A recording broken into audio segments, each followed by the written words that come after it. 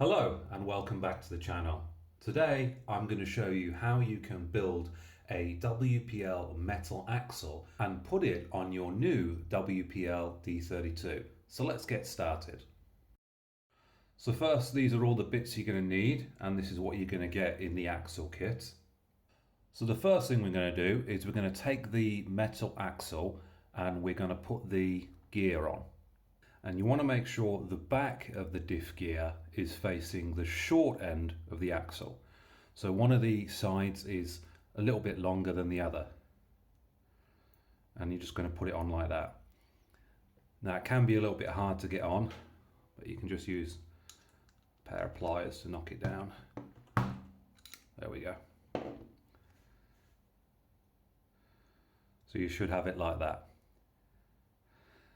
And then you're going to notice this little grub screw here.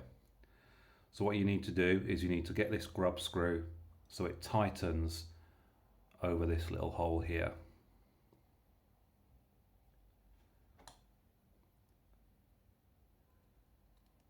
And we're just going to tighten that like this. And there we have our differential gear. As you can see, the back end of the gear is towards the shorter end and the front end of the gear is towards the longer end. So next we're going to use our bearings. We're going to need to put these bearings on the shaft like so. And again, these can be a little bit difficult to get on. So you just tap it down with a pair of pliers, and that's two like that. The next thing you want to do is get two more bearings and get those on the shaft too. And again, if they're a little bit hard to get on, you can tap them down with a set of pliers. There we go. So then we should have four bearings on the shaft like this. The next thing you're going to want to do is take these little, I'm not sure exactly what these are called, but these are what hold the wheels on. So you're going to want to put those on the shaft like this, and you can see the grub screw is going to line up with the impression there, and you're just going to tighten that up. Tighten the grub screw up, there we go. So after you've got both on, you should have something looking like this with the bearings here. The next thing you want to do is take your axle case like this and just drop the axle inside. So you will be able to see there are these spaces here that the bearings should fit into. You want to make sure that all the bearings are in the proper place. And then you're just going to put the top half of the axle case on, like so. So the next thing you want to do is grab these and just put them on the ends so it'll hold the axle case together. So just line these up and stick them on like this.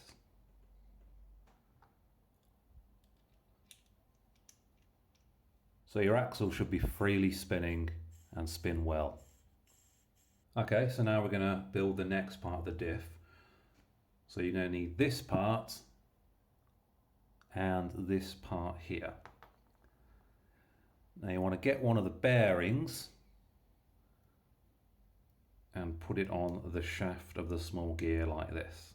There we go. So your bearing's going to be right on the end like that. Next thing we need to do is grab this part, get another bearing, and we're going to press a bearing in there like so. You're then going to take the part from before and just press it in. Right, so it's time to do some more assembly. You might notice you've got these paper shims. You will have to see how many paper shims you need. I need two. Due to various, manufacturing errors, manufacturing tolerances, you might need more, you might need less. So we're going to get those paper shims and we're going to put them on like this. And then you're going to stick this part onto your main axle. It should drop in very easily. If it doesn't, it's on incorrectly. At this point, it's best to add some grease in. You're going to want to get that all nice and worked in there. Right, next step, we're going to take the WPL red end piece and we're just going to press it into place there. Should only go on one way and everything should still spin very freely.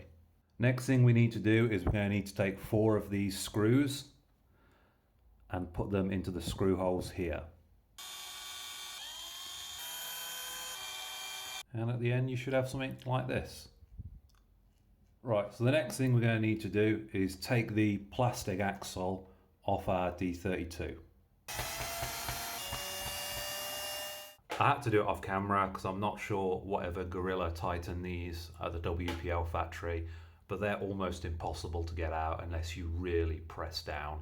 Right, so the next step, with the short end facing away from you, you're going to want to construct the leaf spring assembly with these little parts here.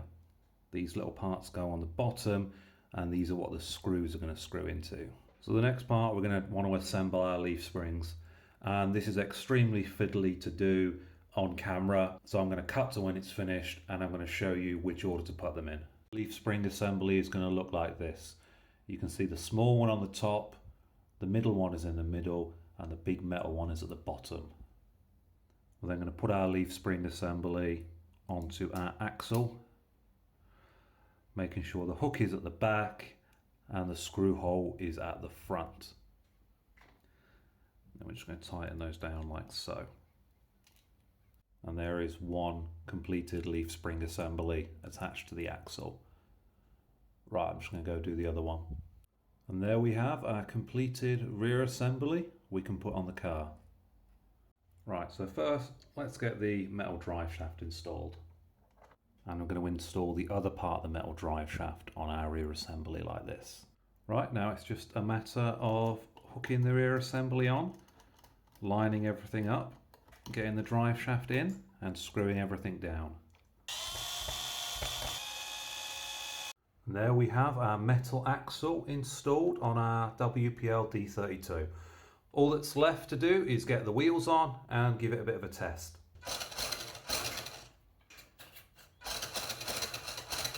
So that was my guide on how to install a metal axle on your D32. If you did find this useful, consider giving me a thumbs up and subscribe. I'll see you next time, and as always, stay charged.